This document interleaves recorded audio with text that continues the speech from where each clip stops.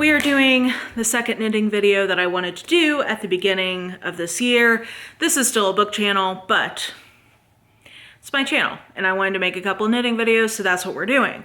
So yeah, we're gonna talk about my knitting goals, plans, intentions for 2025, just like we talked about my bookish one. Now, I split this up into different categories. So I have things that I want to experience, like out in the world. I have materials I'm interested in working with. I have techniques I'd like to try. So I kind of broke it up into a few different categories. Starting with experiences. So there's two things that I have on my list of things I'd like to do this year. One is there's going to be a yarn festival here in Nashville, and I've never been to a yarn festival. I'm tempted to go to Rhinebeck because it seems like there's just so much. But then when I really thought about the experience of it as somebody with a disability, it just seemed like it was gonna be a little challenging, and also like coordinating the travel situation a little much. So I am very excited about the Nashville Yarn Festival. There's a few vendors coming that I've been wanting to try stuff from them. So I'm excited for that, and also just to check out the vibe and see and touch all the beautiful yarn and squish it. I am assuming squishing is allowed. So I'm very excited for that. The other experience I want to do or have is I would like to start going to the pub night, the knitting pub night here in Nashville. They rotate every week and go to a different bar. And on the weeks where they are in my neighborhood, I want to start going because I think that would be fun to meet other knitters and, you know, drink a beer, knit. This sounds like a lovely way to spend an evening.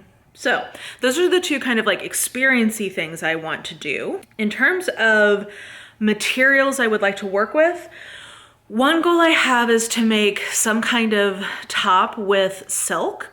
I have heard really good things about the Knitting for Olive silk yarn, and it's not cheap, but I've heard if you hold it double to get to DK weight, that's like the most pleasant knitting experience. So I'm thinking about doing something like this Sari Nordlund vest in a silk. I think that could be pretty. I really love the color. I think it's called Hokkaido, this beautiful bright orange color. So whatever I do, I definitely would like to do it in that color. But I've not tried working with silk. I've heard it can be very hard on your hands. So that is part of why I definitely think I'll have to double it up whenever I try for that, so that it's, you know, not a sensory nightmare. But that is a material I haven't worked with yet that I would like to. The other thing is I have not yet worked with a mohair. And the reason I have not yet worked with a mohair is because I have heard tale that it can be very itchy. One of the types of garments I would like to make more of this coming year, which we'll get to, are cardigans, or a couple of different types of garments that are designed to not sit directly against your skin. And so I thought that for that, a mohair might be appropriate, where I don't have to worry about, it's really my arms are primarily the place where I have sensitivity. So if I pick a cardigan and know that I'm gonna be wearing it over something like a long sleeve tee basically, that it might not be as much of an issue. So my local yarn store at the end of the year had a 50% off sale on certain colorways, and they happen to have Strange Brew by Magpie Fiber as one of those colorways in their feather mohair, which is 70% mohair, 30% silk. So I got this for half off, and it's the color I wanted. It's like that kind of mustardy, yellowy brown. Oh, I love it. Let me know what color you think I should pair with this. Should I get something that's a similar color? Should I do a contrast color? That I've not decided. But I'm gonna find the perfect cardigan pattern, something just sort of like simple and classic, I think. Maybe from one of the designers I'm gonna mention, and just let the yarn shine. But in essence, I wanna come to my own conclusion about how I do with mohair. Does it give me a rash when I'm knitting it? Like my theory is that if I get a higher end one, that maybe it's less itchy and just soft, but we'll find out. So that is definitely on the list of things I wanna do. in terms of new materials to work with. So then in terms of my next category is types of garments I want to make.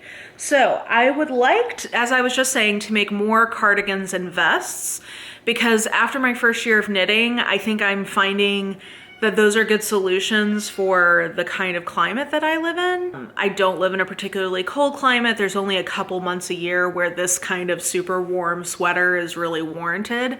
But there's a lot more parts of the year where a nice pullover, slip over vest or a cardigan could be appropriate. The other thing is that cardigans can be made in natural fibers. So I also have like summer cardigans. So for instance, I have a Norah yarn that I didn't grab, but I'm gonna be making a summer cardigan with a cotton linen silk blend from them. So I wanna do more cardigans and vests. I haven't done a shawl yet, and I love some of those Stephen West patterns. When I saw, I think it's called Shawlography is the one I'm gonna do. I'll put a picture up. I literally gasped. There's a couple of patterns that when I first saw them, I literally gasped and felt like a nerd. But when I saw it, I was like, yes, that I can get on board with the concept of a shawl for that. So I did pick up the recommended yarns and the recommended colorways. It is Mominoki. It's German with a Japanese name. They're beautiful sock yarns, and I'm looking forward to working with them. And I'm looking forward to seeing what the shawl fuss is, because it seems like a lot of longtime knitters very much enjoy shawls, and I kind of don't get it, but maybe this will help me get it. These two, the next two I'm not sure are really 2025 goals. They're maybe longer term goals, but I would like to try to do a knitted set, possibly like a twin set, but then possibly a twin set plus a skirt, like a full matching knitted set. I think that would be pretty fun to have, to be able to be head to toe in knitwear. And to that end, a skirt or a dress, I haven't tried to make either of those. I'm a little worried because knits kind of gravity impacts them over time. And I'm a little worried that I would put all that work into like a dress and then it would not hold its shape. But I'm curious to try it. It may not be this year, but like one of the Anne Sophie Velling patterns, I think it might be one of her Augustine's dresses, but one of those caught my eye as a good dress possibly to do. There's also this really cool houndstooth skirt that I saw that looks really cute, sort of just like a little A-line skirt that looked cute. So I don't know, we'll see what happens with that, but I have that as a potential. Technique-wise, so the number one thing I want to do technique-wise is I would like to steek something. And the thing I am planning on steeking is, I think it's the Stonecrop Cardi by Andrea Mowry. The reason I would like to do that is because A, I love the way this looks, and B, I've done one pattern from her, and I know that she's pretty good, like she's a pretty clear pattern writer, so I trust her to hold my hand through that process.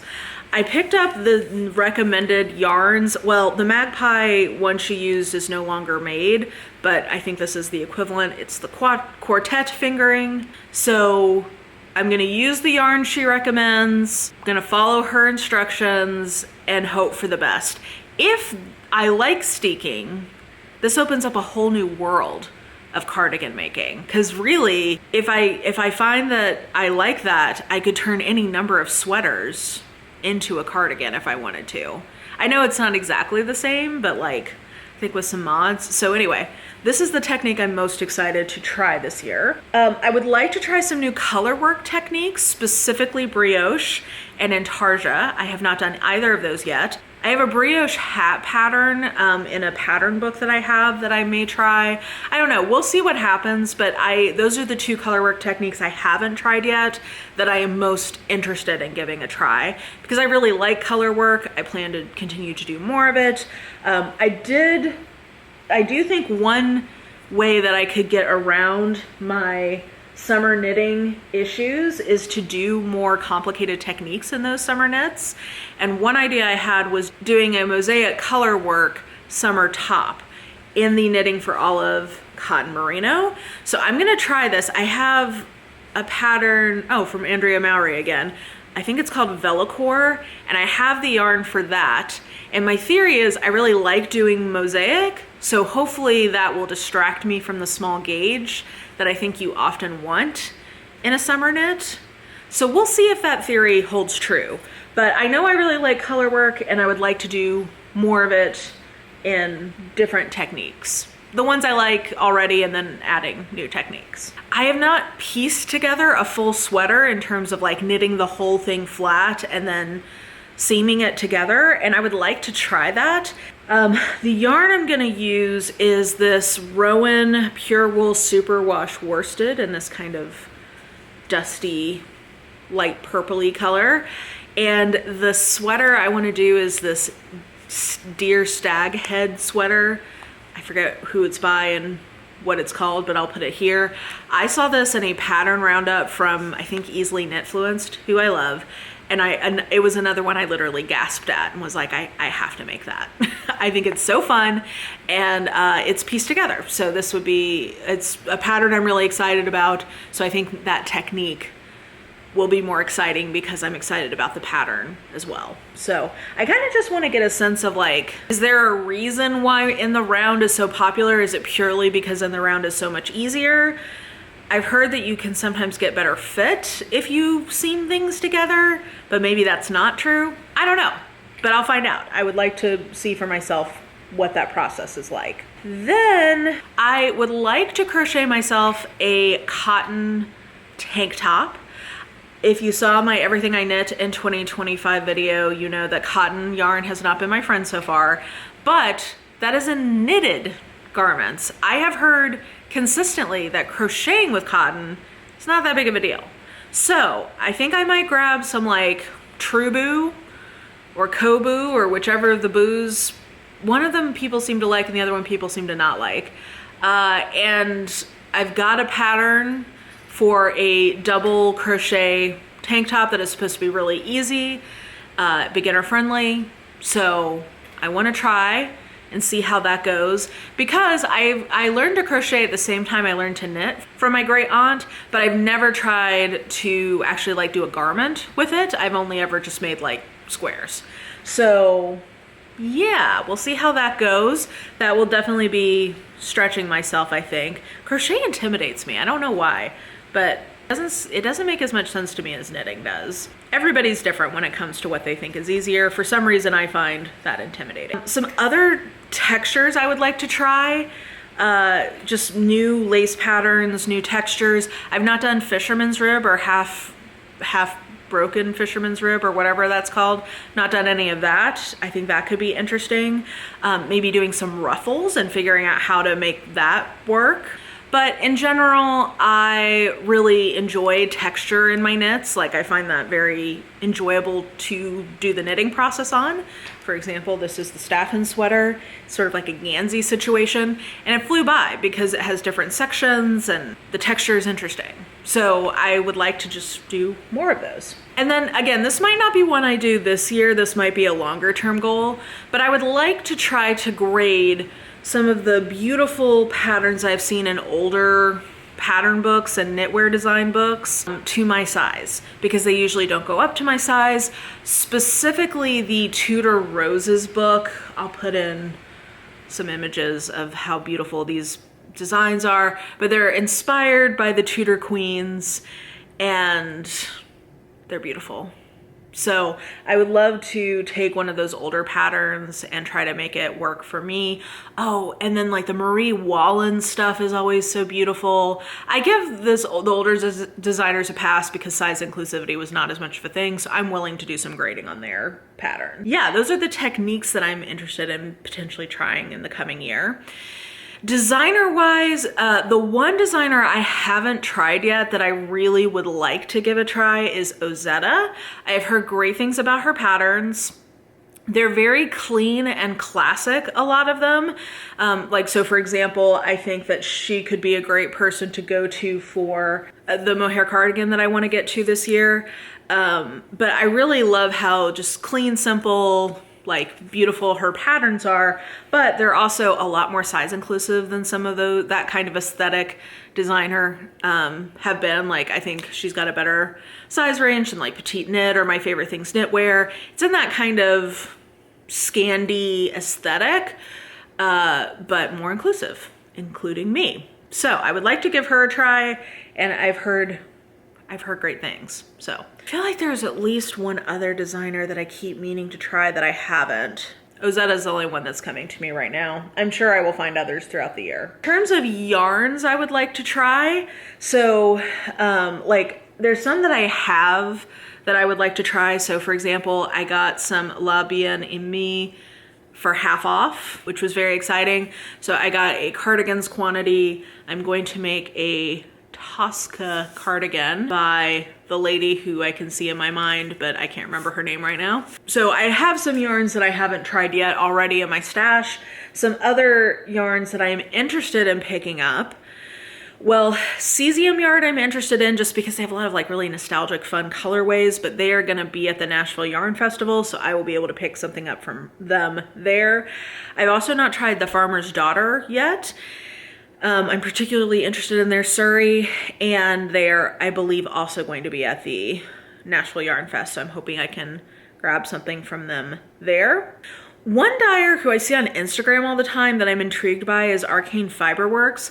They do a lot of really, it's like they're right between a variegated and a tonal, which is the kind of variegation I like, where it's pretty subtle, it's like borderline tonal.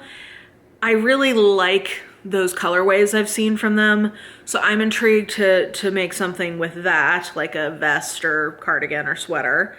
And then I would love to do something with the Wandering Flock, because I love their really cool neons and pastels. I think they're really like fun and girly, and I don't know. I'm imagining some sort of like pastel green and purple something, maybe like color work. I don't know, but I am very intrigued and inspired by the colors they tend to work with. I've seen people mention Wool to Die For, which is an undyed fiber retailer online, and there are definitely some projects where I'm like, I think I really want the like the Sari that's going with it to stand out, or I just need, like, I'm mostly doing color work, the background main color doesn't matter as much, so I'm thinking that could be a good thing to try for just some undyed fiber at a more affordable price point. So I'm intrigued by that. I may give that a try. And then in terms of an ethical growing company from Spain, there's one called Wool Dreamers that I've heard good things about. So I'm always down. Well, I say that with the tariffs that are coming, who knows if that will be affordable? I have no idea. So if I could still afford something to be imported from Spain, maybe I would go for that. But if not, I'll just have to stick with Durham Natura because I can get that from La Mercerie. Yeah, okay, so those are the ones that I haven't, the yarn brands I'm interested in that I haven't bought from yet. Though, like I said, I do have other things I'm interested in. And then the last goal I have, and again, maybe not this year, but we'll see. I really love it when people see knitwear things in, you know, pop culture and media and then translate it into something they've made, like take the design and make it their own, a la the Rory Gilmore sweaters that go around, or the Taylor Swift cardigans, When Harry Met Sally cabled sweater. All of those I think are really fun. The two, and actually when I was looking at these, I was like, they have very similar color stories, so apparently I'm just drawn to this. There are two pieces of knitwear that have shown up on different Dropout TV shows that I'm like, oh, I want that. And both of them I think are vintage, and therefore I couldn't buy them even if I wanted to. So I'm thinking I might recreate one of these. Let me know if you guys have ideas about the base patterns I could use for either of these. Let me know. But one of them is Vic Michaelis's sweater, or like polo that they wore on Make Some Noise. It's this sort of darker green striped, it feels very athletic and sporty, but also interesting. I don't know, I love the overall color story of it, and the fit was really cute. So if you guys have any ideas for like a polo-ish typed knit base pattern that I could add stripes to, let me know. And then The other one is an Emily Axford cardigan she's worn on a few seasons of Dimension 20. And I don't know what to call this pattern that's on this cardigan. It's a similar color story, like I mentioned. It's green and red and white and gold. But it's sort of like, I think of it as 1940s party streamer. It's almost a houndstooth, but it's not. I don't know what this is called. So if you have suggestions about a color work chart that is this pattern, let me know. And then if there's like a good simple cardigan that's this shape, let me know if you have ideas there. But I think one of those two could be a fun, like making my own version of it project. And who knows, maybe both, because the colors are so similar. Maybe if I can get two patterns that have the same gauge, I could just get a lot of it and make two things. So maybe. But yeah. So those are the knitting goals or plans that I have for this year. I didn't get into my specific project goals for the most part. I do have like a long queue up on Ravelry to keep myself organized on what I think I should work on next. So I didn't get into a lot of the specific patterns. I was just kind of thinking more conceptually. But let me know if you have any suggestions or ideas of designers I should try, or places to start, or good patterns with the different techniques I've mentioned. I always welcome suggestions. And yeah, I guess that will do it for this knitting video. Like I said, I'm normally a book channel. 99% of what I do is books, but it is fun to sprinkle in some knitting content now that I'm doing that a little bit. So, you know, stick around if you want to see that every once in a while. And yeah, I think that'll do it for me. Like if you liked it, be well, take care of each other, and I will just talk to you soon.